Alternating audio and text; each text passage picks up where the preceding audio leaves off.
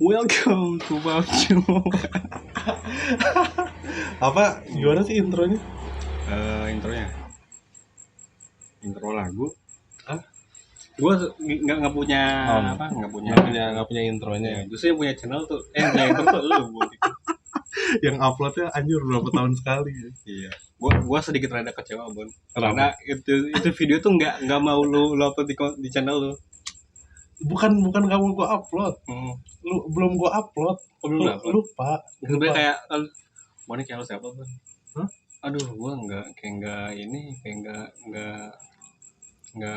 nggak gue banget gitu. Waktu lu bilang gitu. Emang ya?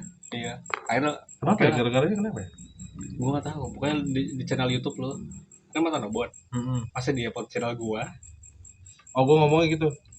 Enggak. Oh. Lu bilangnya gua kayak nggak memposisikan diri sebagai gue, kayak nggak harus apa? Nggak, aduh gimana ya? Gua nyebutnya nggak. Pokoknya kayak gitu deh. Intinya gua nggak mau upload gitu. Bukan nggak mau upload, kayaknya jangan digodari kayak gitu, kayak jangan digodari. Gua ngomongnya kalau nggak salah tuh kayak emang itu konten buat YouTube lo gitu. Jangan digodari, di lu aja nggak apa. Gue seperti itu. Jadi seharusnya di Nobon, cuman karena dia nggak berkenan, ya udah lu di gua aja lah, nggak apa. Gue aja lupa lo pembahasan konten waktu itu. Ya tapi is okay Bon, itu nggak apa-apa kan, itu udah diupload juga di channel gua. Jadi gimana kan? Apa yang mau kita bahas di Mata Nobon kali ini? jadi sebenarnya si Mata Nobon ini tuh seharusnya kayak gimana kontennya? Apakah konten ini tuh seharusnya merupakan bagaimana cara gue menatap suatu permasalahan, makanya dinamakan Mata Nobon, atau ini tuh ya udah cuma Mata Nobon tuh kayak ini hanya karena ada gue aja di kontennya gitu. Kalau kata gue ya, ini kan maksudnya Mata Nobon ya, maksudnya lu lah gitu. Ini harus mungkin orang-orang yang pernah lu kenal, terus dia punya banyak cerita menarik, walaupun gak menarik tapi ada ceritanya lah gitu lah. Hidup orang tuh pasti ada ceritanya kan. Mungkin harus itu yang harus lu ya, apa ya, yang harus lu cari apa ya, cari apa titik terangnya apanya ya mungkin, atau berbagi pengalaman gitu kan. Itu sebenarnya apa pun. Kalau gue waktu gue sebenarnya nungguin banget ini Mon. Mon siapa anjing? Balmon. Mon bangsat. Apa nungguin apa? Jadi ini karena kan lu kan baru lulus juga kan. Gue ngasih selamat buat Nobon waktu itu, udah selamat Bon. Terima kasih. Udah rilis.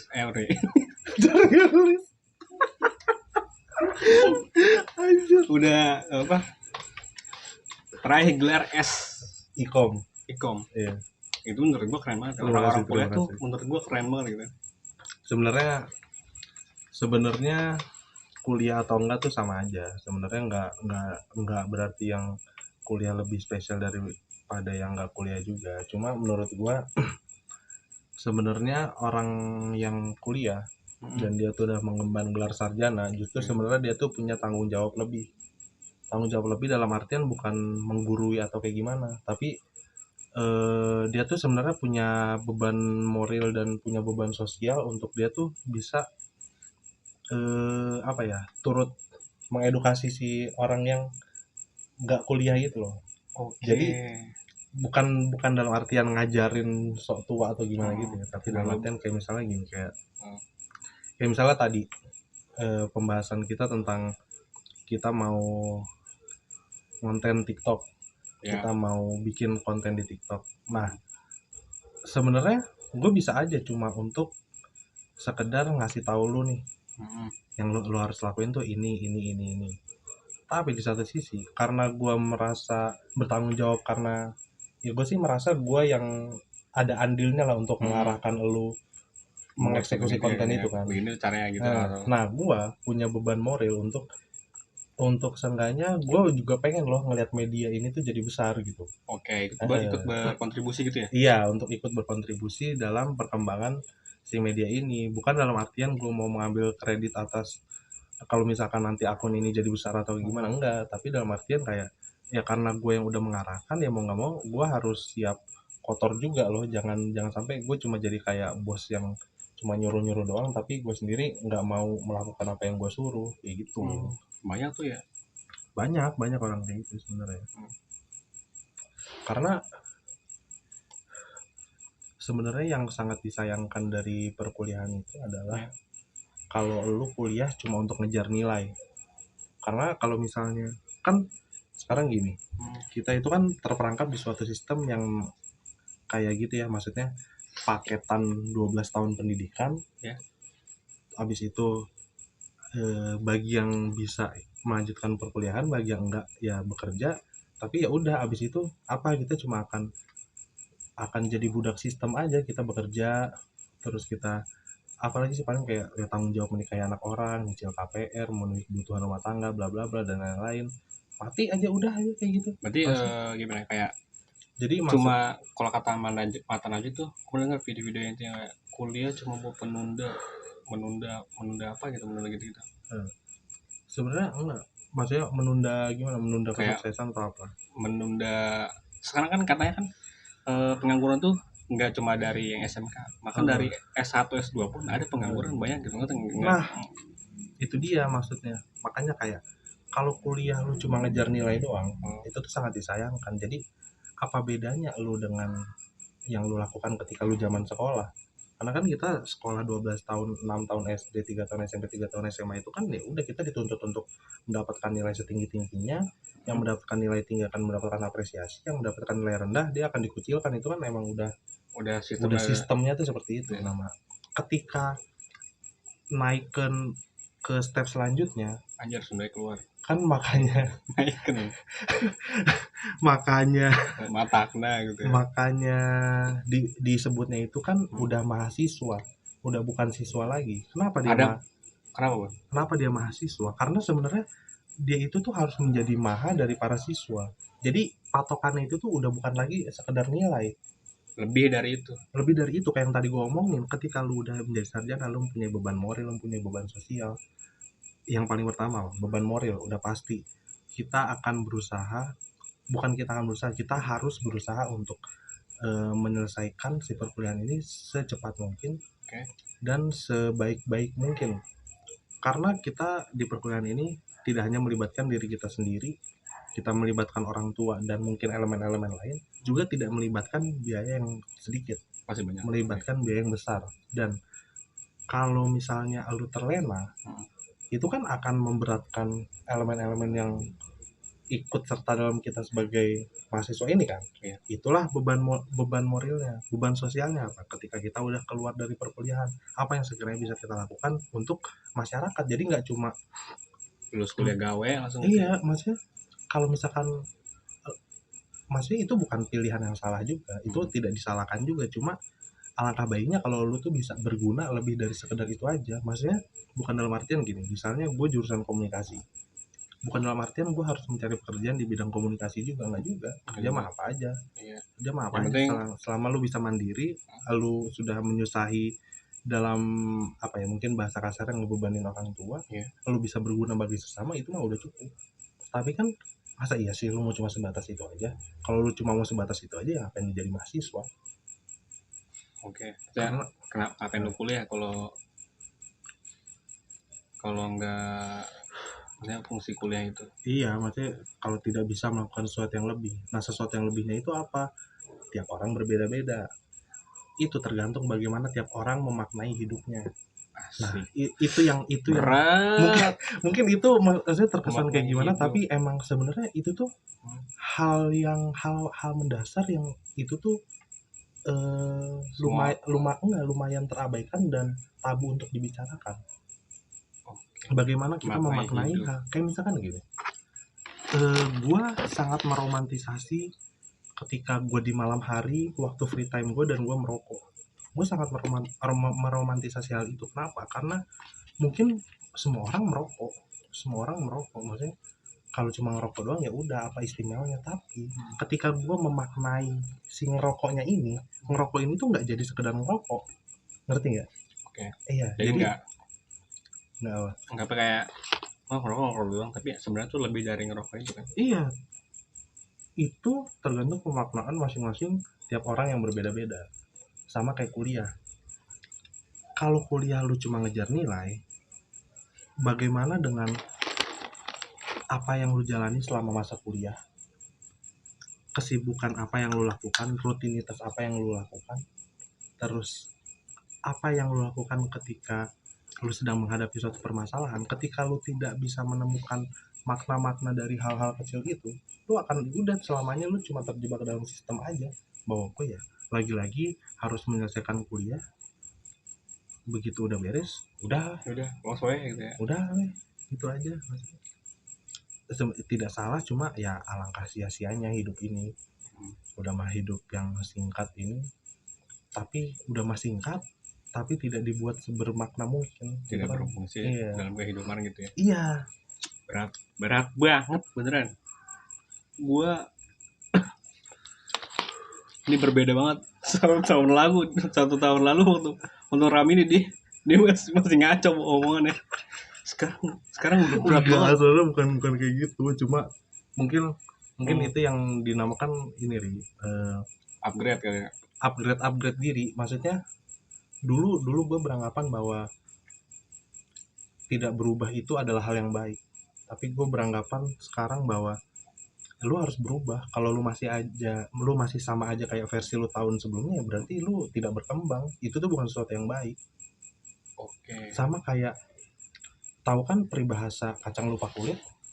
Kacang lupa kulit, oke. Ya, kacang lupa kulit mungkin itu dikonotasikan sebagai sesuatu yang negatif. Karena gitu tuh seakan-akan kita melupakan dari mana kita berasal. Tapi padahal kalau kita ngelihatnya dari sudut pandang lain, orang yang mau maju tuh orang yang lupa kulit. Kacang yang mau maju tuh ya kacang yang lupa kulit. Karena kalau lu bakal selalu inget ke kulit lu nggak akan maju gitu ya. Lu nggak akan, kan kacang itu kan dia terbungkus sama bungkusnya kan ya. Entah kacang kulit, entah kacang kayak gini. Atau untuk lu bisa keluar sebagai di Madura 2000 kacangnya ini, lu kan harus memecahkan cangkangnya dong untuk lu bisa menjadi si kacang ini kan ya. Yang jatuh itu. Nah iya, jadi dalam artian enggak dong, kan tadinya cuma sebagai contoh. Iya. Tapi gue gini ternyata nggak langsung hancur, jadi harus gue gigit. Jadi gitu lah. Jadi kayak makanya kenapa gue berusaha untuk tidak ya, gue berusaha untuk ketika kita bertemu ya, gue udah seenggaknya ada sedikit peningkatan, meskipun peningkatan itu tidak melulu harus gue tunjukkan ya. Tapi seenggaknya dari diri gue sendiri merasa bahwa gue sudah mengalami peningkatan, yang ketika nanti kita berinteraksi mungkin entah sadar atau enggak, tapi toh lu atau orang lain yang berinteraksi sama gue tuh merasakan impactnya gitu loh. Iya. Gitu sih. Tapi sebenarnya kalau mau penilaian diri, Bon, dari tahun lalu gue pengen lu nilai gue, Bon. Apakah gue sudah maju atau belum, atau stuck atau gimana? Nah, lagi-lagi gini, Ri. Yang pertama, manusia itu dinamis. Jadi manusia itu selalu berubah-ubah. Kadang ada kalanya gue mungkin terlihat sok pintar gini, tapi kadang ada kalanya juga gue ya ngebodor weh. Iya. Ada kalanya orang dia berusaha kuat, tegar, ada kalanya dia harus ngedown. Jadi dalam artian gue bukan orang yang berhak untuk menilai perkembangan lu tuh udah sejauh mana. Yang harus tahu itu tuh diri lu sendiri. Lu harus ngobrol sama diri lu sendiri. Lu udah merasakan perkembangan sejauh apa. Pokoknya gini, Ri, lu harus merasa paling hebat, tapi jangan pernah memaksa orang lain mengakui bahwa lu adalah yang paling hebat. Tapi lu harus merasa lu paling hebat. Karena kalau lu sendiri aja udah tidak berani mengatakan bahwa lu adalah yang paling hebat, bagaimana lu mau menjalani si kehidupan? Lu mau memaknai hal-hal kecil yang tadi gue bilang? Bagaimana lu mau meromantisasi hal-hal kecil yang mungkin sekiranya bagi orang biasa aja? Nah, doang gitu ya. Iya. Wah, ya misalkan lu main winning, ngonten doang, ya kan? Iya, dapat dari mana sih gitu. Iya. Winning, bocah mana yang sekarang orang suka winning? Iya, orang bikin mod berapa banyak, ratusan ribu, jutaan bahkan orang yang bikin mod. Tapi kan apa yang membuat lu nge-mod ini tuh menjadi spesial? Nah itu cuy, cuma lu aja yang harus harus memvalidasi bahwa itu tuh spesial. Lu tidak butuh validasi orang lain. Asik. Jadi Validasi. even Kuncinya itu even dari gua pun lu tidak memerlukan validasi itu. Ketika lu udah merasa lu sudah naik step ke tingkatan selanjutnya, jalanin terus aja. Tapi dari mana, Bon? Dari mana kita bisa ngukurnya? Dari mana kita bisa ngukurnya? Balik lagi, tiap orang beda-beda cara ngukurnya. Maksud lu kayak gimana? Gue dari setahun lalu. Apakah dari gua status gitu gawe atau gimana, Bon? Maksudnya oke lah, tahun lalu gua gawe jauh, gaji gede, nggak gede banget sih. Iya. Nah, terus kalau sekarang gua dekat, gaji lebih turun daripada yang sebelumnya. Iya. Atau harus gimana mengukurnya? Apa menurut lu itu apa faktor yang bisa mengaruhi ini berkembang atau enggak? Kalau hal-hal kayak gitu sebenarnya balik lagi kayak lu mau menilainya itu dari segi apa? Dari segi ekonomi kah? Dari segi kehidupan kah? Dari segi pertemanan kah? Dari segi keluarga kah? Dari segi hubungan kah? Kalau misalkan kita makin salah satu aspek yang dalam artian si ekonomi ini, Ya. mungkin dari sudut pandang lain ada yang beranggapan bahwa lu tuh downgrade. Lu yang tadinya kerjanya emang agak jauh tapi gaji lumayan, terus sekarang gawenya deket tapi gajinya lebih kecil, mungkin bagi sebagian orang bisa dikatakan lu downgrade. Tapi kalau ngelihat dari sudut pandang lagi-lagi lu harus merasa bahwa apa yang lu jalani saat ini itu adalah yang terbaik. Kayak sekarang gini, mungkin dulu iya emang gajinya lebih besar, tapi kan sepadan dengan pekerjaannya yang jauh. Iya. Terbayar dengan apa? Bensin, capek, tekanan, ya belum stres di jalanannya. Iya. Sekarang gawean deket, gaji emang lebih kecil, tapi nah plus-plusnya itu lu yang mengukur sendiri plus-plusnya apa. Pokoknya gini Ri, prinsip hidup Ri, kalau nggak bisa untung seenggaknya nggak rugi amat. Kalau bisa untung nggak rugi amat. Kalau nggak bisa untung seenggaknya nggak rugi amat. Itu tuh bisa lu pakai di semua aspek. Sebutin apa lu mau sebutin apa, itu bisa dipakai di semua aspek. Dari segi pekerjaan lu emang nggak untung, tapi nggak rugi amat. Karena yang faktor yang bikin gak rugi amatnya adalah nilai-nilai positif tadi yang akhirnya terselip di pekerjaan lu yang sekarang jadi lebih dekat. Badan lu tidak mengalami capek secapek lu dulu, resiko lu di jalan pun tidak sebesar lu dulu, tingkat stres lu pun tidak sebesar ketika lu di pekerjaan dulu.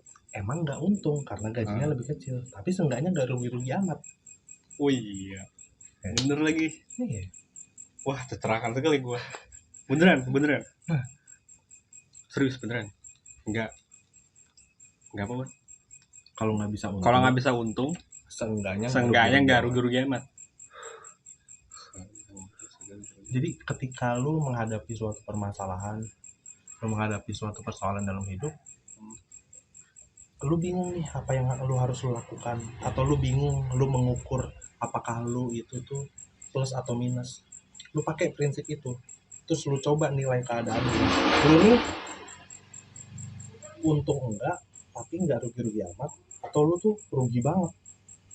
Kalau rugi banget ya jangan lu jalanin, lakuin yang sekiranya meskipun lu nggak untung tapi nggak rugi amat. Kenapa pakai patokan yang nggak rugi amat? Karena kalau misalnya kita selalu berpatokan kepada keuntungan hal-hal positif terus, kita akan terlena sama hal negatif. Hal negatif itu apa? Hal negatif ini sih kerugian, karena kita berpatokan pada keuntungan. Kita jadi terlena untuk menilai hal negatif. Makanya kita berpatokannya pada hal yang negatif, agar ketika kita ketemu hal negatif, kita jadi siap. Jadi berpatokannya tuh ke hal negatif. Ya, kayak misalkan gini, gue selalu dalam hal apapun gue selalu menyikapinya, gue selalu ngebangun skenario terburuknya. meskipun skenario terburuk itu tuh baru ada di kepala gue doang, belum tentu kejadian. Tapi seandainya kejadian, gue udah tahu, anjir gue kan udah tahu gue bakal ngalamin kayak gitu. Contoh dari yang pernah lo alamin ya. Contoh misalnya gini, motor Ya. Motor gue waktu bulan September itu tuh mesinnya jebol, rusak dong Ya. Rugi dong gue. Tapi di satu sisi gue udah tahu akan bahwa hal itu akan terjadi karena gue pakai untuk Maritso Food, penggunaan jarak jauh sehari dilakukan setiap hari, jarak jauh yang artinya seharusnya gue memberikan penanganan ekstra, nggak bisa penanganan servis kayak biasa 3 bulan sekali, 4 bulan sekali. Ya. Paling nggak ya mau nggak mau gue harus sebulan sekali, tapi gue terlena. Ketika kejadian gue tidak berhak untuk menyalahkan keadaan karena skenario ini udah terpikir di otak gue. Sayangnya gue terlena. Yang satu-satunya yang bisa gue lakukan ya udah, gue cuma perlu menyalahkan diri sendiri kenapa gue terlena, dan gue lakukan apa yang terbaik untuk membuat keadaan buruk ini tuh bisa tetap bisa tetap gitu ya? Iya kak, mungkin sulit untuk dibenahi, tapi seenggaknya gimana caranya ketika lu dalam keadaan pincang ini, lu tetap bisa berjalan dengan cara gue nelfon temen gue minta tolong di step ke bengkel. Bisa minta tolong di step ke bengkel. Ketika motor udah di bengkel, gue pikirin cara nebusnya nanti, sambil gue narik minjem motor temen gue dengan kompensasi olinya gue gantiin, bensin selalu gue isiin bagi hasil.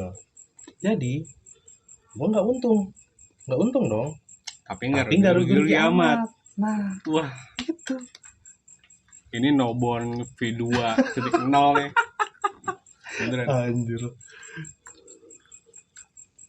Anjir. Tiba-tiba bisa begini, Bun. Jangan-jangan sebenarnya tahun lalu tuh lo sebenarnya bisa kayak gini, Bun, cuma nggak serius aja ya. Gue nggak tahu sih. Gue nggak tahu apakah emang tahun lalu gue nggak serius atau mungkin emang tahun lalu gue belum bisa merangkai kalimat aja. Atau ya emang gue belum di tahap pendewasaan seperti ini aja. Takut tambah dewasa. Itu juga gue sebel loh sama lagu itu. Gue sebel sama lagu itu. Sama gue juga. Sekarang gini, logika ya. Takut banget sama dewasa. Logika gini, kenapa harus takut dewasa? Mungkin ya. Ada beberapa orang yang masih nyangkut di masa-masa sebelum dia dewasa. Kalau dia nggak kaget dengan tiba-tiba dunia dewasa ini, maksudnya dunia yang dialami orang dewasa atau gimana ya, realita kehidupan gitu. Iya. Jadi mungkin banyak orang yang takut sama dewasa itu tuh karena tidak siap akan resiko di proses pendewasaan gitu. Sekarang pertanyaan kayak gini, dewasa ya enak. Sekarang pertanyaan kayak gini, lu hidup emang apa tujuannya kalau nggak lu tuh untuk terus berkembang? Bener nggak? Iya. Mungkin cara untuk mematok paling gampangnya ya dari segi ekonomi. Masa iya lu mau terus-terusan jadi orang-orang beban yang umur 30 tahun tapi masih minta orang tua? Anjir, umur 30 masih orang tua? Ada, Bun. Percayalah itu ada dan banyak. Jadi kayu mati aja, nggak guna. Bagi masyarakat nggak guna, kayu mati. Bagi kehidupan nggak guna. Bahkan untuk dirinya sendiri pun nggak guna, anjir. Parah banget. Umur 30, gue masih ngebayangin itu umur 30. Nah, masalahnya gini, orang ketika dia bisa mengatakan bahwa dia takut tambah dewasa, dia takut dengan proses pendewasaan, biasanya berlatar belakang dari keluarga dengan perekonomian yang baik. Keluarga dengan perekonomian menengah ke atas. Karena kalau dia perekonomian menengah ke bawah, ya udah pasti nggak ada waktu untuk takut dewasa, ya mau nggak mau harus kerja, harus ngehidupin keluarganya. Sekarang kayak gini, kayak lu ya. Emang lu ada waktu untuk, enggak, aku malas kerja, nggak ada Gue mau idealis aja jadi konten kreator anjir yang pemikiran gue entah belum entah anjing. kapan naik. Iya. Dulu gue gitu tuh. Hah. Sebelum gawe masih nganggur gitu, tapi apa kenyataannya gue gawe juga karena Nah, itu harap masalah apa kenapa tuntutan hidup kan? yang kan itu Akhirnya lu harus realistis dong. Nah, itu. Jadi yang gue sebelin adalah maksudnya kenapa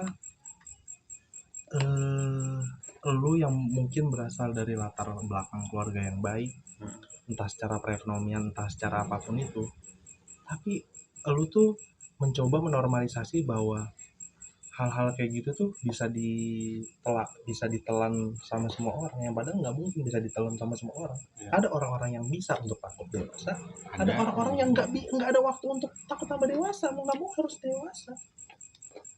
Itu yang gue sebel dari lagu tersebut. Itu juga yang gue sebel dari perkembangan teknologi. Kenapa itu gue sebelin dari perkembangan teknologi?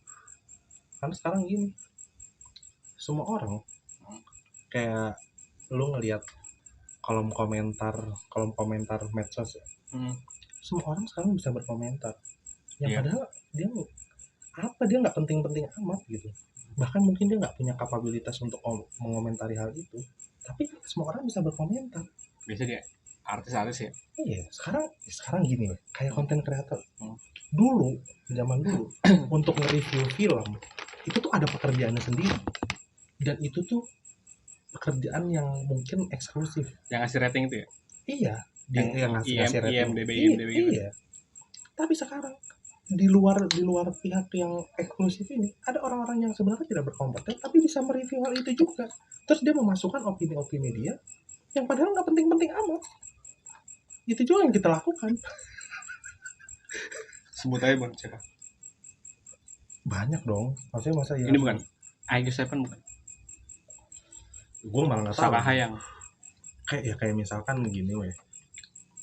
Don't chill in the house. Kayak misalkan gini weh. Si reviewer makanan yang viral beberapa waktu kemarin, si Code Blue itu, ya apa maksudnya? Lu siapa gitu? Emang lu bisa ngebeli makanan?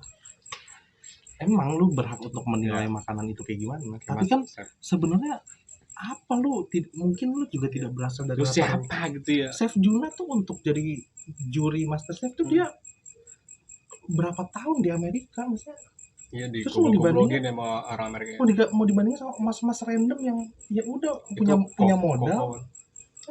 Iya, mas-mas random dong. Koko random dong. Kalau masih dia nggak pakai nama Koko, siapa? Dia cuma koko biasa.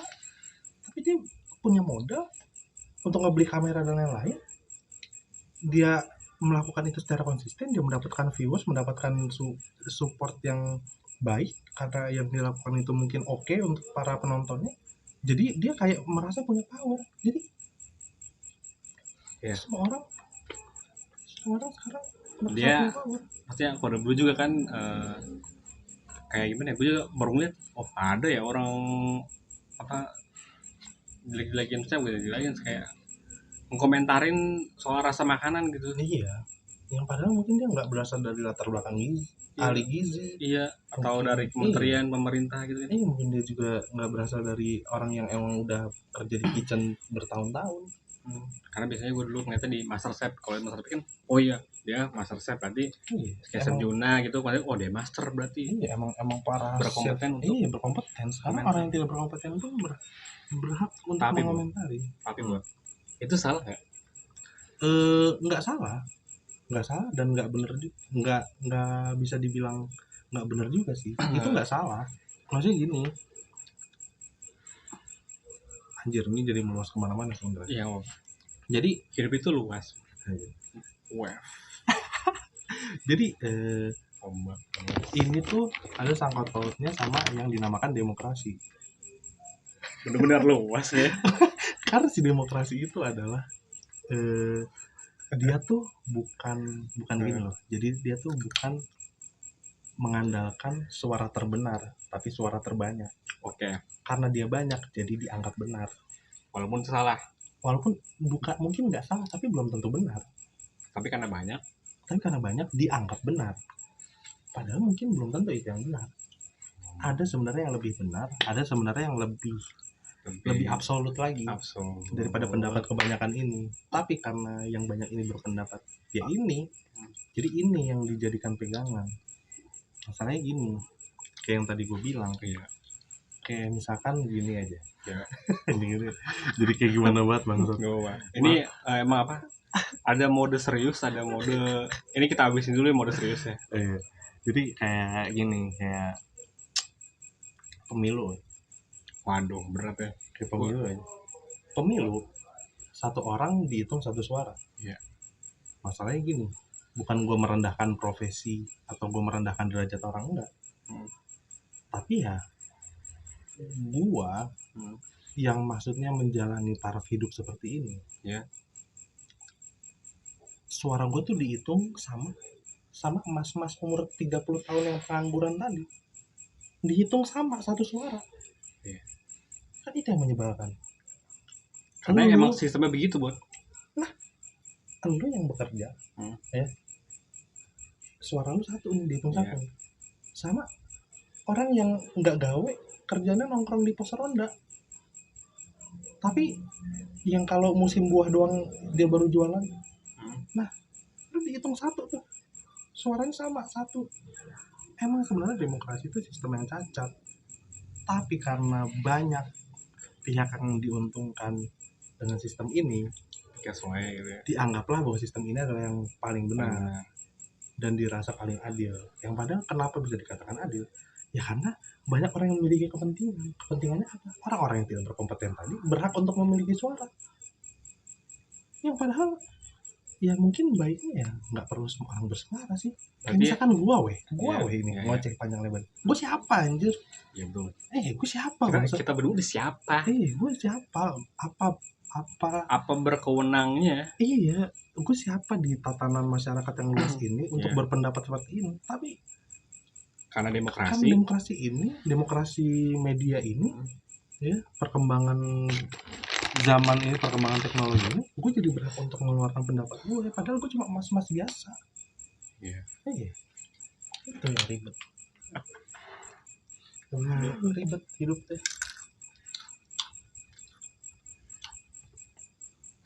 Balik lagi ke yang tadi. Kita udah melenceng terlalu jauh. Nah itu, tapi nggak apa-apa. Itu kan pendapat ya. Iya. Bebas kan pendapat, tapi juga mau demokrasi kan. Jadi kita berpendapat kayak gitu ya. Mungkin nomornya terlalu jauh ngomongnya ya. Tapi ya enggak ini juga sih. Ya bagus itu. Kenapa bagus? Kenapa bagus? Kalau ngomong gue aja. Kenapa bagus? Bagus karena bisa berpendapat seperti ini. Ya apa bagusnya pendapat gue bisa berpendapat seperti pendapat ini? Lo bagus, tapi emang gak berpengaruh ya. Tapi bagus kalau bisa berpendapat. Gue belum tentu bisa berpendapat seperti ini. Karena nggak berkompeten. Sama aja tidak berkompeten. Tapi bisa kayak gitu bagus, Bro. Tapi public speaking. Ya gua nggak tahu bagus atau enggak sih sebenarnya. Pendapat itu bagus enggaknya itu kan bukan ini, Bro. Asik jadi kayak apa? Bukan nggak apa ya. Orang yang menilai kan. Nggak bisa. Tapi nggak bakal apa berpengaruh ke sistem tatanan hidup ini kan. Baik lagi yang gua omongin tadi. Lu harus ngerasa paling benar, tapi lu nggak bisa memaksa orang lain untuk mengamini bahwa lu itu benar. Jadi dalam diri lu harus merasa bahwa apa yang lu yakini, apa yang lu jalani itu adalah yang terbaik, itu adalah yang paling benar. Seenggaknya untuk diri lu sendiri aja. Tapi gua nggak bisa maksa lu untuk berpendapat bahwa yang lu harus yakin ya bahwa omongan gue ini benar. Bukan nggak bisa, bahkan gue nggak berhak, gue nggak boleh untuk kayak gitu. Gue juga nggak gitu, Bun. Iya. Gue nggak percaya omongan itu benar. Makanya. Tapi itulah pendapat ya. Tapi menurut gue ya, ini udah setengah jam ini kita udah ngomong yang terlalu luas dan terlalu jauh dan terlalu berat ya. Ada tadi gue cuma bisa nyimak mau nimpalin, nggak apa. Gue terlalu bersemangat juga terlalu ini, Bun. Kayak terlalu berat, gue nggak seimbang Bon. Oh iya, maaf Iya. kalau gua terkesan. Karena gue bingung nimpalnya deh, jadi gue cuma oh iya. Kalau gitu, Tapi nih, hmm, kita tadi kayak ngebuat mode serius ya. kita ngebahas hal-hal biasa-biasa aja. Iya. Hmm. Gini Bon, beberapa hari ya atau beberapa bulan lalu, ini pertanyaan gue pengen banget tanya ke lu. Tapi kalau tanya lewat WhatsApp Aneh. itu agak kurang kan aneh. Iya. Ini bisa jadi topik yang ini mengenai playlist lagu. Hmm. Kita berdua sering suka dengerin lagu, tapi itu penting ya. Pengaruh playlist lagu dalam kehidupan. Karena gini Bon, beberapa bulan lalu gue pernah baca berita kayak orang yang banget kasus bunuh diri, yang terus itu. Apakah playlist lagu itu berpengaruh? Karena kalau lagi galau terus dengerin lagu terus bawa-bawa terus kita ngerti liriknya gitu, terus tiba-tiba itu menjadi pilihan yang kita lakukan gitu. Tiba-tiba orang bunuh diri gara-gara playlist lagunya galau semua. Tapi kalau playlist lagunya have fun gitu, kita have fun aja hidup gitu karena kita dengerin lagu itu. Gimana Bang? Goblok. Gua goblok. Itu goblok. Goblok lu. Itu goblok.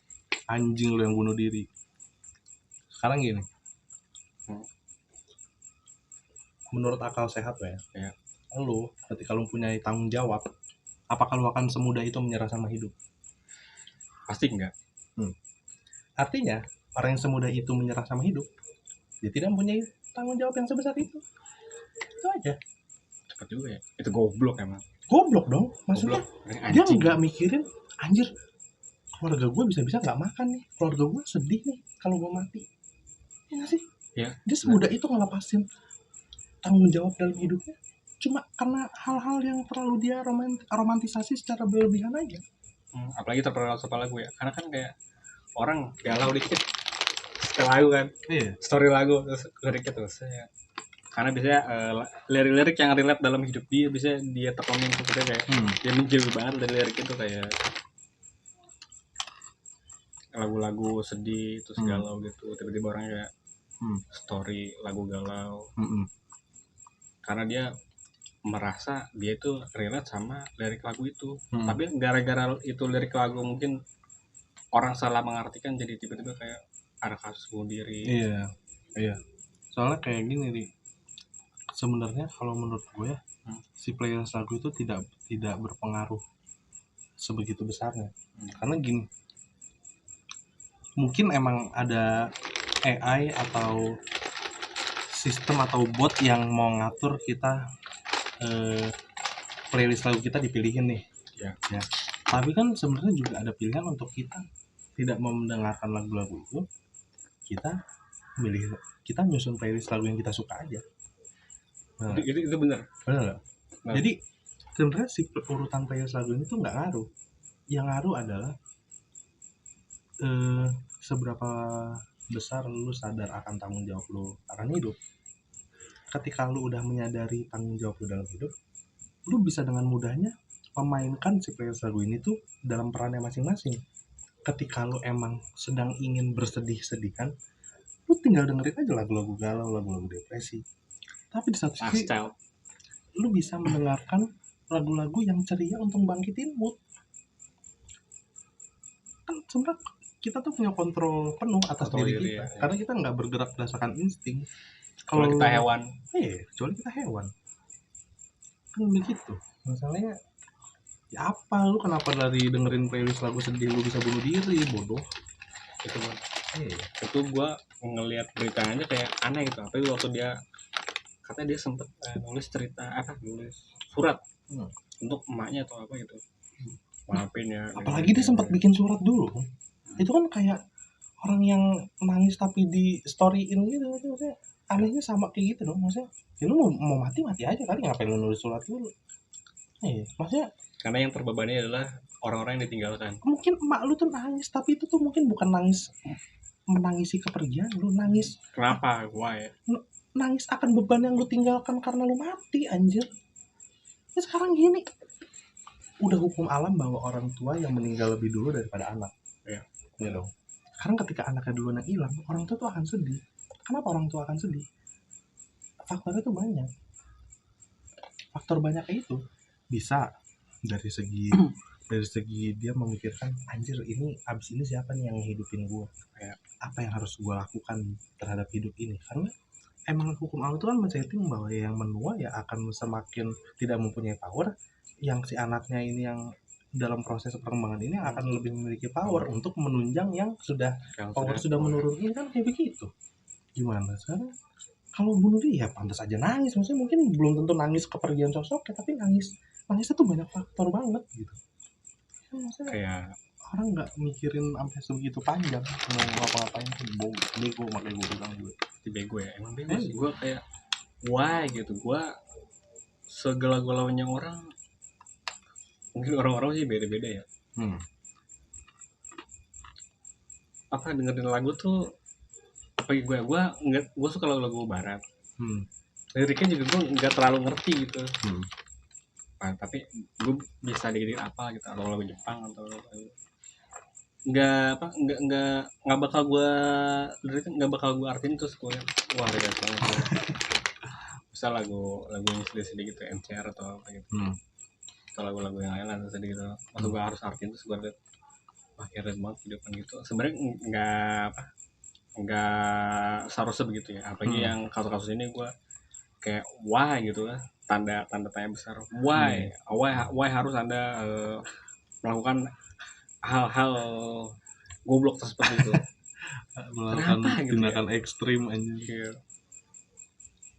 More than word ya. Hah? Ekstrim.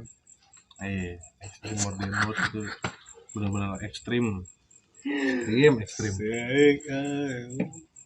Ya kayak dengerin lagu-lagunya Radiohead.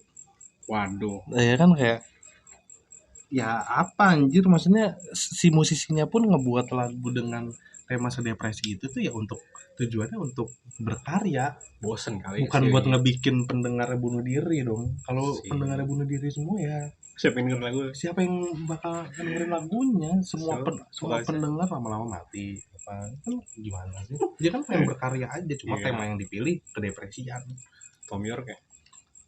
Pokoknya sih anjir nih orang serius nganggep gue depresi atau gimana sih, anjir nggak mungkin lah sih.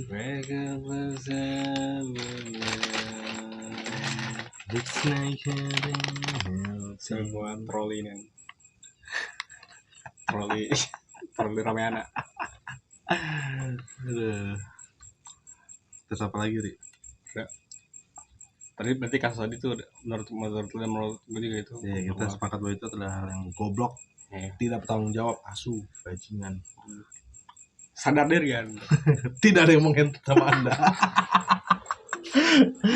anjing. Tidak ada yang mau.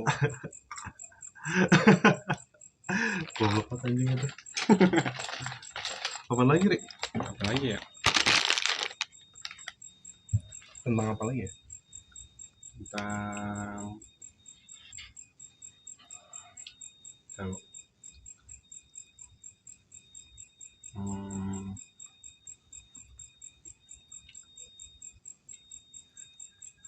Apa ya?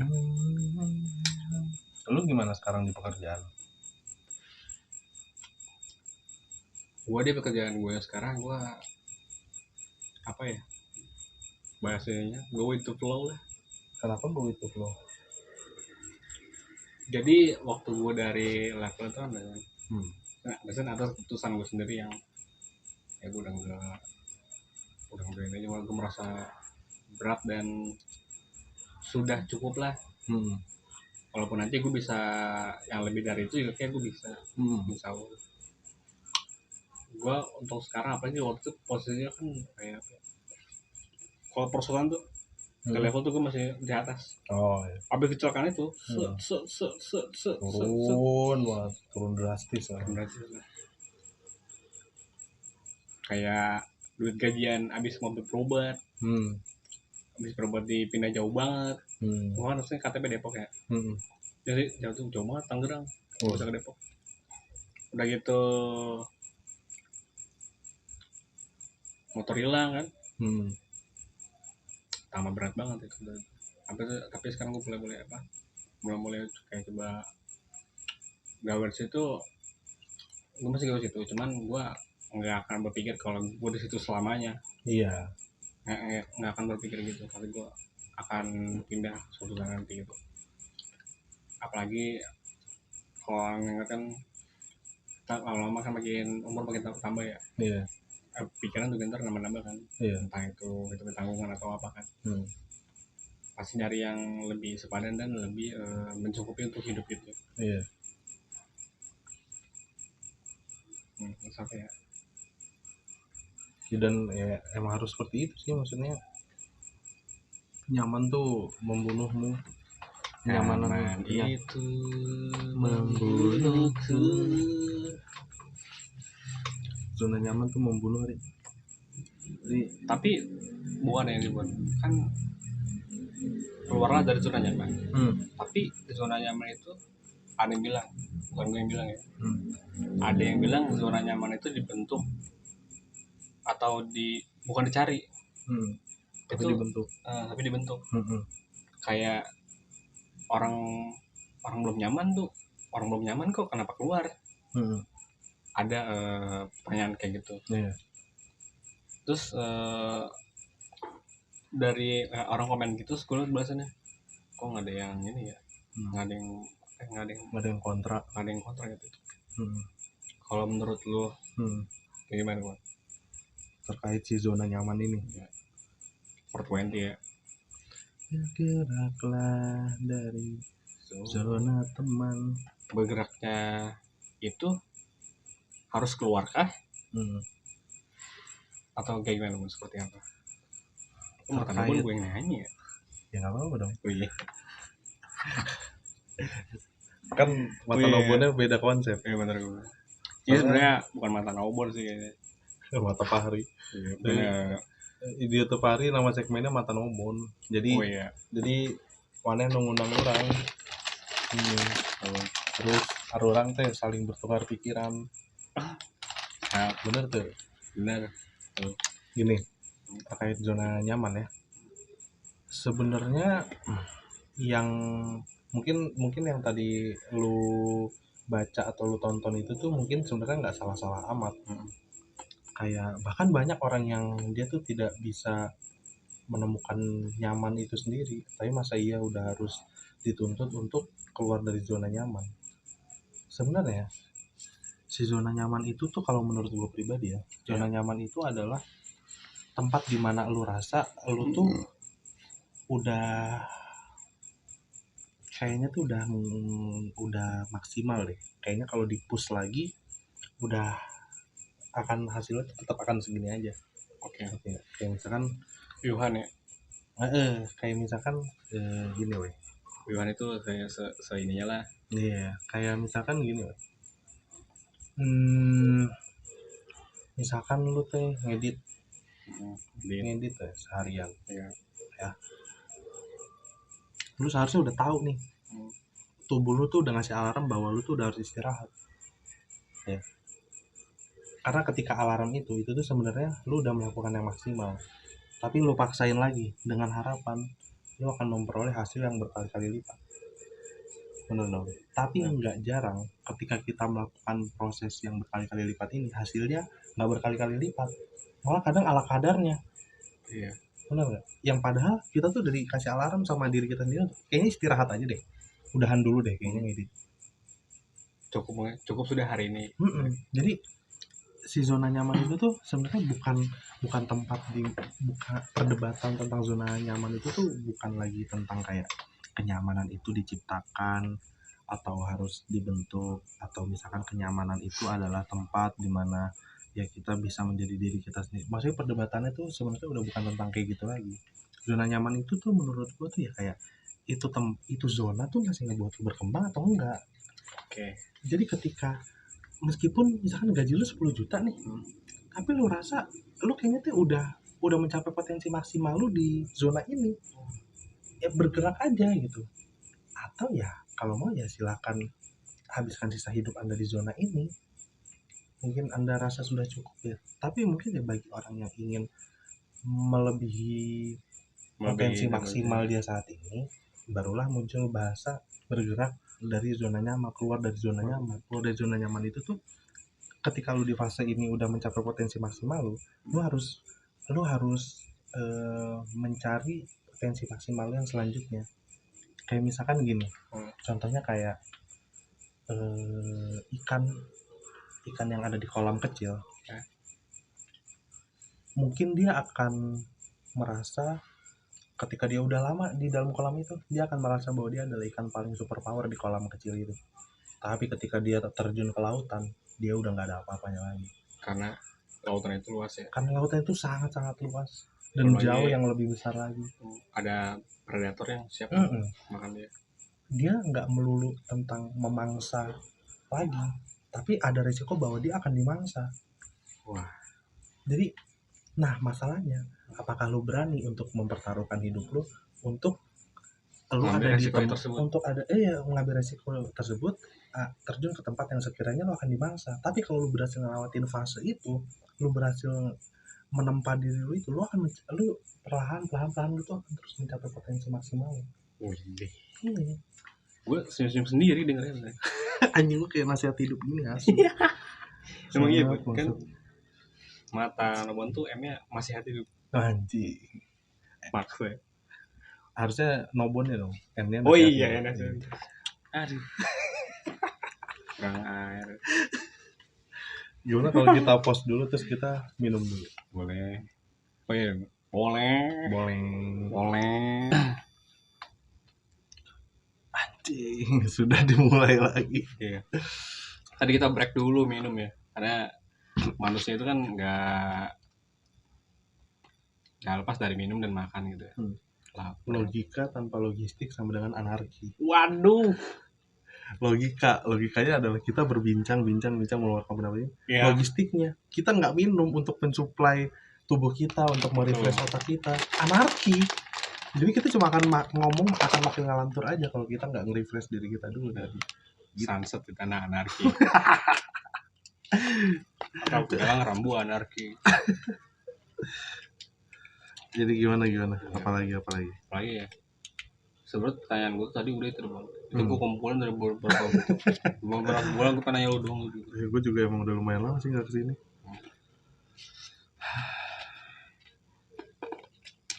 Tapi gimana bang hidup lo selesai kuliah saat ini? Jujur, gue nggak tahu apakah ini yang namanya quarter life crisis. Waduh.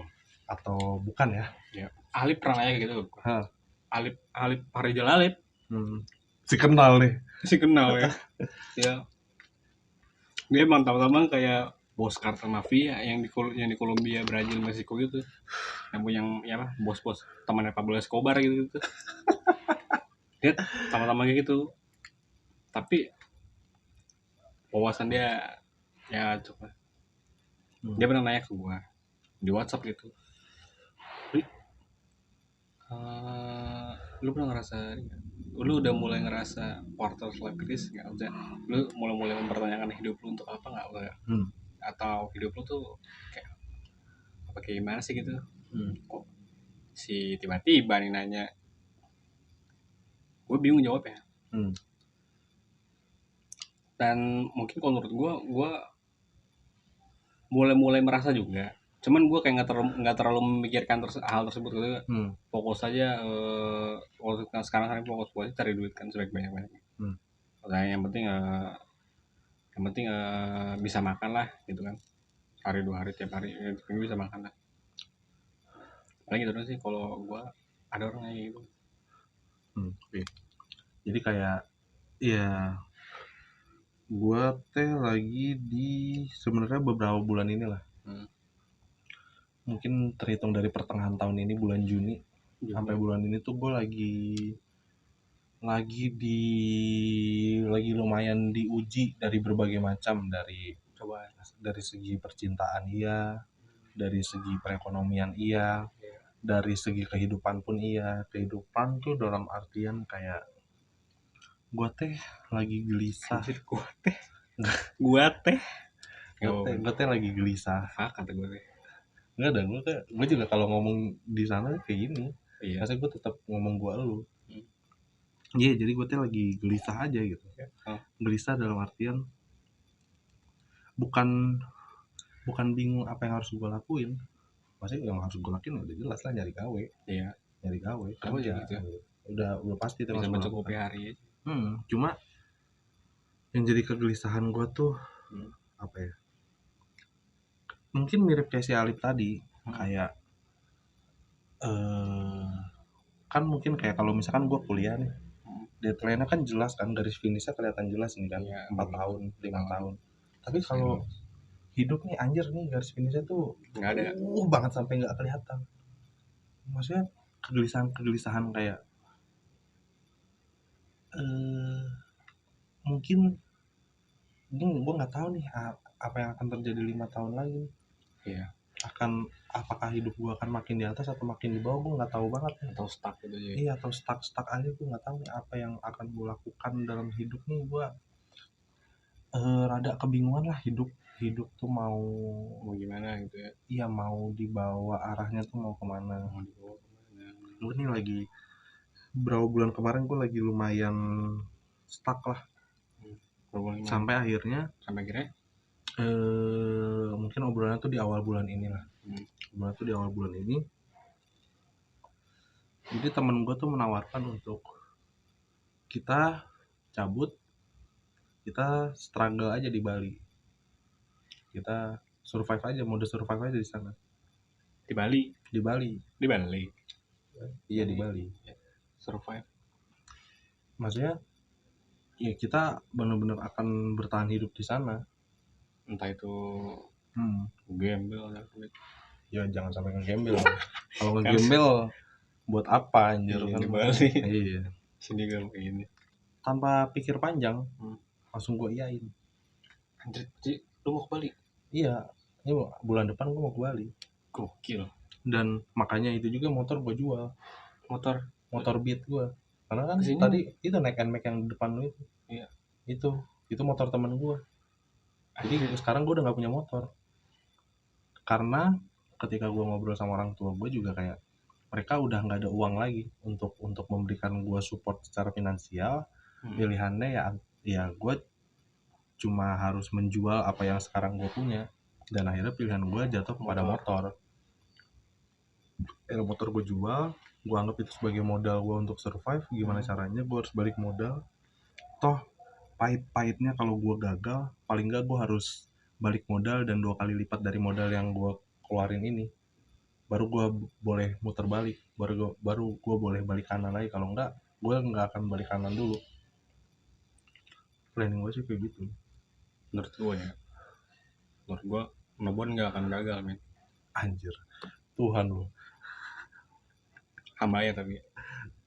Hamba Tuhan. Anjir, para pencari Tuhan ya. Menurut gue Nobon nggak apa. Kalau kan lu punya skenario terburuk dalam pikiran lu kan, tapi itu belum terjadi kan? Belum. Kalau menurut gue sih ya nggak akan gagal kayaknya deh, Bon. Ya amin lah, semoga aja lah. Iya, menurut gue semoga aja sih. Oh, namanya sih gue ya, entah itu dari gue nggak tahu kehidupan keseharian lo apa, Bon. Maksudnya kalau dari ini sih, kalau dari apa ya, sekilas gitu kayaknya apa namanya sih? Amin. Ya itu mungkin apa ya, doa kali ya. Kayak doa buat lu. Terima kasih doanya. Gue apresiasi doa lu. Iya. Terima kasih. Semoga aja. Karena itu sih yang gue rasa, maksudnya yang tadi gue omongin bahwa gue udah ngerasa cukup di kolam kecil ini. Gue harus melakukan sesuatu yang lain. Gue harus melompat ke tempat kelautan. Gue harus melompat ke lautan di mana akan ada resiko gue dimangsa, dan gue harus ngejalanin itu. Karena ketika gue udah berhasil ngelawatin itu, gue yakin gue akan ada di potensi maksimal gue selanjutnya. Karena potensi maksimal gue saat ini ya cuma segini doang, mas-mas yang ngobrol nggak jelas doang. Jadi gue harus melakukan lebih, dan melakukan lebihnya itu ya gue melakukan perjudian. Maksudnya entah berhasil entah gagal ya. Tapi 50-50. Tapi gambling aja. Misalnya di Bali. Hal yang pertama kali lu lakuin ya, maksudnya kita lu nggak tahu, gue juga nggak tahu. Lu dari Bali hal yang pertama kali lu lakuin, lu nginjak pertama kali di Bali itu? Ya beli arak Bali lah. Nyobain arak Bali langsung di Bali tanpa campur tangan orang-orang Jawa. Gue pengen Emang nyobain kenapa lah. kalau Jawa? Kan maksudnya kalau udah makin jauh dari tempatnya biasanya kan makin ngaco rasanya, kemurniannya. Emang ada arak Bali di Jawa? Ya kan maksudnya arak Bali udah dijual sampai Jawa dong. Oh, Iya, pengen terus langsung dari sumbernya. iya gue pengen langsung dari sumbernya. Itulah yang Asik. pertama gue lakukan. Itu kalau dari segi kehidupan, lifestyle. Kalau dari segi pekerjaan, ya gue sih mungkin belum pengen berkomentar terlalu banyak Iya, karena gue takutnya belum, pun ya gue takutnya ya rencana biasa kalau Iya, diomongin jadi kan endingnya gagal doang. gagal doang. Jadi gue akan menceritakan di Mata Nobun selanjutnya lah. Ya. Karena gua rasa ini udah sejam lebih juga kan. Karena kalau dulu kan kita juga rekaman hampir sejam gitu ya. Mungkin ini apa ya? Pertemuan kita terakhir pun ya. Iya mungkin terakhir di tahun ini. Dari tahun ini ya. Karena di tahun depan maupun atau bulan depan Desember, Januari. Iya. Januari betul udah di Bali ya. Udah di Bali. Jadi kayak gue Januari tahun baruan masih. ya Januari maupun udah di Bali. Wah, ya juga. Wah, tahun baru nggak lagi ya. Kurang ini juga sih gua mungkin konten juga soalnya. Iya. Tapi nggak apa-apa lah. Karena setahun lagi mungkin soalnya nggak tahu kita bisa record lagi atau entah gimana cara kita akan merekam ini selanjutnya ya, karena ini sebagai ini aja Bon, kayak Ini kayak apa ya, jurnal hidup. ntar gak tahu nih setahun lagi nih. Wah ini Ya mungkin kita akan konten lagi di antara tahun baru 2024 ke 2025 atau mungkin di lebaran tahun 2024. oh ya Kita doakan saja. Kita Semoga sehat-sehat, umur panjang, sehat orang baik. sehat-sehat wanita penghibur. What?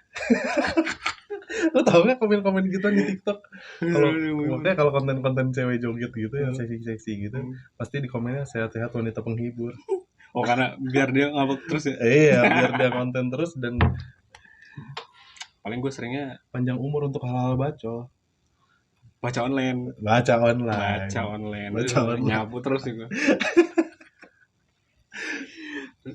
Karena biasanya gue kalau di komen di Instagram tuh kayak kan bilang juga apa lepas nih pasti dari kandangnya gitu.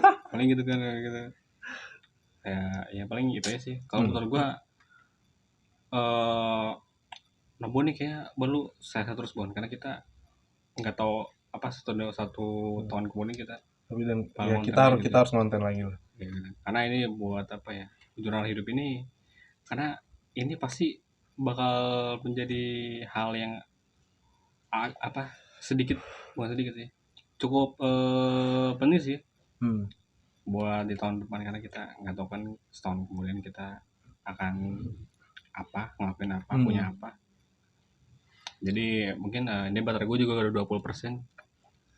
Jadi sebelum itu kita harus mengupdate playlist di sepanjang tahun 2023 ini, karena dari Desember, Januari sampai nanti bulan Desember atau sampai sekarang kan misalnya ada 1 bulan lagi, tapi kita abaikan aja lah karena kita baru ketemu di sini kan. Kita share playlist yang dari 2023 ini mungkin sekitar atau bebas lah lu punya berapa lagu, gue punya berapa lagu. Nah, sepanjang 2023 ini lu dengerin, karena nggak mungkin satu band atau satu lagu nggak mungkin. Oke. Langsung ya dari lu dulu. Dari gue dulu. Sepanjang tahun 2023 ini gue benerin beberapa lagu dari apa ya, dari entah macam genre atau dari algoritma YouTube, Spotify atau SoundCloud. Ada waktu Januari itu gue dengerin lagu utama gue dari ini, Turnover. Turnover itu awalnya gue nemu dari YouTube gitu. So gue main kok ini lagu unik begini ya, dia judulnya Dizzy and the Calm Down. Terus mulai ke Februari Maret gitu gue dengerin ini band masih segenre juga, kayak suges gitu. Turnover sih bukan suges sih, dia lebih ke dream pop. Seaside ini gue nemu dari waktu itu Good Night Electric gitu. bandnya Vincent itu. Dia ada salah satu anggotanya yang gitaris itu namanya Andy Hans. Dia ternyata punya band sendiri namanya Seaside. Gua mulai tuh gara-gara masuk ke algoritma Spotify, ini lagu apa ya, asik juga ya, oh ternyata Seaside. Terus gue cari lagu Seaside itu, oh bandnya dia gitu. Tadi udah Turnover, Seaside, abis itu The Adams ini sebenarnya band lama dia. Band lama, gue tahu dari tahu dari film ini Janji Joni. Jadi dulu gue pernah di Trans 7 dulu gue ngeliat pertama kali lagu The Adams yang konservatif itu dari lagu Janji Joni. Gue ini gara-gara pengaruh TikTok juga sih. TikTok ada beberapa lagu kemudian lagu-lagu The Adams tuh, karena gue dulu taunya konservatif doang. Ternyata ada lagi yang lagu musik kayak Timur, terus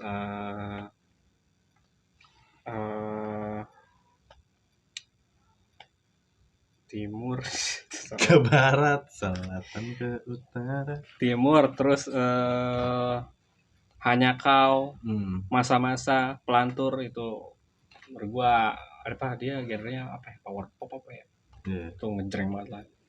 Habis itu apa ya, kayaknya terakhir deh ini harus Slow Dive. Ini gua pakai baju Slow Dive ini. Gokil. Pas banget dengerin situ ya. Kan gue kayak sengaja pakai baju dulu. Slow Dive ini kayak ini apa ya? Yang mempopulerkan genre sugis selain My Bloody Valentine itu ya. Iya. Slow Dive gitu, lagunya mending gini. Kalau gue yang ngawang-ngawang gitu. Mungkin itu sih. Jadi dia udah Turnover, Seaside, The Adams, yang terakhir Slow Dive. Oke, 4 itu aja sih. 4 ya. Oke. 4 berarti ya? 4. Serah lu mau lebih dari gue juga. Kalau dari gua sebenarnya udah lumayan dari ya sekitar 2 tahun lalu lah. Kayak yang tadi gua bilangin, gua lagi suka banget Olivia Rodrigo. Oke. Karena menurut gua dia tuh jadi ngingetin gua sama masa-masa awalnya Avril Lavigne. Avril Lavigne. Ya, nyebutnya dulu Lavigne. Si mati terus ada penggantinya itu. Waduh. Melissa ya? Waduh. Melissa. Jangan dong. Jangan. Mutia. Jangan dinyanyiin. Gue lagi suka banget Olivia Rodrigo. Dulu dia tuh di tahun 2021 dia tuh ngeluarin album Sour. Oke, yang mungkin lagu-lagunya banyak lah itu yang viral banget di TikTok kayak Trader, terus Deja Vu, terus Happier. Terus nah di tahun 2023 ini dia tuh ngeluarin album judulnya tuh Guts. Ini kayak karakter di Berserk ya. Guts. Tulisannya sih GUTS. Pokoknya itu sih recommended banget ya buat didengerin satu album. Karena itu tuh emang keren banget lah. Terus yang selanjutnya gue tuh MGK, Machine Gun Kelly. Nah, ya kan dari pandemi ini tuh dia kan mencoba merubah peruntungannya dengan beralih genre dan lain-lain. Ya, kenapa kok pindah genre? Karena dia dibantai sama suhu di genre sebelumnya. Dia ya biasalah cari sensasi tapi nggak ngukur kapasitas dirinya sendiri. Iya, betul. Akhirnya dibantai, sempat down dan lain-lain. Akhirnya dia berganti genre dan itu meledak tuh. Di tahun 2020, Ticket to My Downfall tuh albumnya tuh wah itu gokil banget sih menurut gue untuk peralihan orang yang baru masuk ke genrenya itu menurut gue oke banget lah ya. Sama juga ini Pak, gue sedikit itu ya. Awal-awal gue MGK pas banget dia transisi dari karena nggak kuat di album di genre hip hop itu ya, karena pindah ke album pop-pop gitu. Dia pacaran sama Megan Fox. Wah iya itu juga itu sangat ngedongkrak ya. Ngedongkrak karena Fox dulu nge-transformer anjir body. Tuh. Wih, bener-bener cewek idaman banget lah. Iya gila, film Transformer dulu Megan Fox. Apa nyom? Ya, lanjut ya. Waktu dia lagi buka kap mobil. Terus ya, akhirnya di 2022 nih dia ngeluarin album yang menurut gua lebih solid lagi daripada album sebelumnya. Solid. Parah. Kayak. Judulnya tuh Mainstream Sell Out. Nah ini tuh wah menurut gua sih albumnya lebih jos lah daripada album sebelumnya. Pokoknya makin solid lah dia untuk ada berkecimpung di genre inilah. Itu terus itu 2 yang lagi sering gua dengerin banget sekarang ini. Terus mungkin ada lagu-lagu dari siapa ya? Mungkin banyaknya random ya, tapi kayak kalau untuk secara garis besar yang lagi banyak gue dengerin tahun ini juga adalah, mungkin ini akan agak alay atau gimana ya, tapi gue lagi dengerin banget Firsa Besari. Iya. Oke, Firsa Besari. Karena dia juga di tahun ini tuh kan lagi habis ngeluarin album tuh judulnya tuh Berjalan Mundur. Sampai kemarin pun juga gue nonton konser tunggalnya juga. Wis, keren, gokil. Pokoknya itu seumur umur nggak pernah gue nonton konser. Lu ada konser Reggae di situ? Bangsat. Karena mungkin emang karena kondisi di tahun ini emang yang pas lah, jadi kayak butuh something yang rada-rada mellow tapi nggak melo-melo banget. Nggak melo-melo amat tuh oke lah Firsa Besari untuk albumnya yang Berjalan Mundur. Terus juga ada band yang lagi lumayan naik beberapa tahun belakang ini. Dia ini tuh ada si ini siapa? Perunggu itu lo harus dengerin Perunggu. Serius? Baru dengar gua. Perunggu itu dia genrenya tuh apa ya? Ya pokoknya rock gitulah. Oke lah.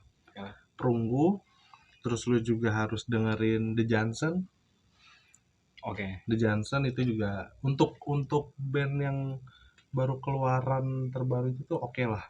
Dia popang gitu. Gitu kan samudranya. Nah, itu 100 juta. Nah, itu menurut gua oke lah. Si Perunggu untuk lokalan ya, Perunggu, The Johnson sama Girl Gang.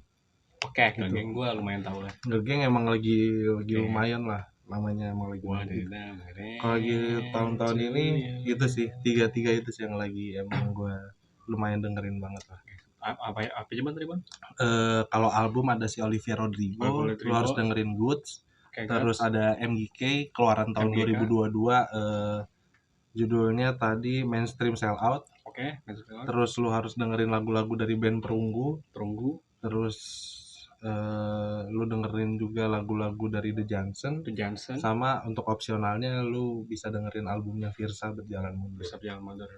Lu paling Girl Gang tadi ya? Iya, sama Girl Gang lanjut berarti 26. Lagi konten deh penutupan. Siap, enggak? Lu mana? Ini. Terus mana dah? Apa? Ya udah gitulah. Tutup langsung. Oke. Ini paling gua enggak tahu sih. Seminggu lagi gua baru banget ini. Seminggu lagi gua baru banget anjing. Seminggu lagi gue baru banget bikin lagu sih ini. Ini gokil juga sih. Kalau di kamar apa kan Dep? Jangan. Lagu apa ya, lagu iseng-iseng aja bikin lagu gitu, karena kayak setahun gue tuh kayak di rumah tuh kalau nggak ada kegiatan ya lagi gue bohong.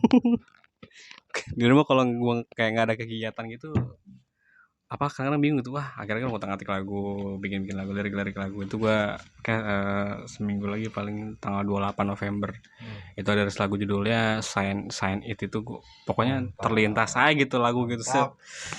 Karena kalau dari lagu-lagu sebelumnya kayaknya gue harus bikin lagu nih tahun ini, entah itu lagu apa kayak gue lagu aja berkarya aja udah muncul di Spotify aja gue udah seneng banget, entah itu mau dengerinnya